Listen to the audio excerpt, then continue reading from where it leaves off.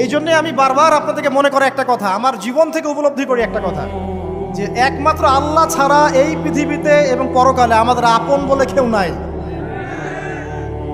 বাকি সবাই সবার স্বার্থের জন্য আছে।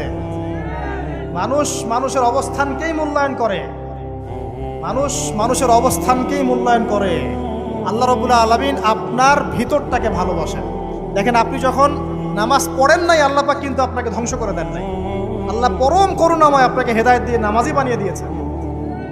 জীবনে অনেক পাপ করেছেন, ইনস্ট্যান্ট আল্লাহ পাক শাস্তি দিতে পারতেন, আল্লাহ পাক দেন নাই। আল্লাহ আপনাকে ভালোবাসেন, আল্লাহ আমাকে ভালোবাসেন। আল্লাহ পাকের এই ভালোবাসার ঋণটা শোধ করার জন্য হলেও নামাজি হয়ে যান, আল্লাহর পথে ফিরে আসেন, দিনের জন্য কিছু করেন, দিনের ফিকির করেন, পড়াশোনা করেন। প্রিয় ভাইরা, আল্লাহ পাক তৌফিক দান করুন। দেখুন, এই রিবা থেকে দূরে থাকার জন্য একটা হাদিস যথেষ্ট, যে 4 শ্রেণীর মানুষকে আল্লাহ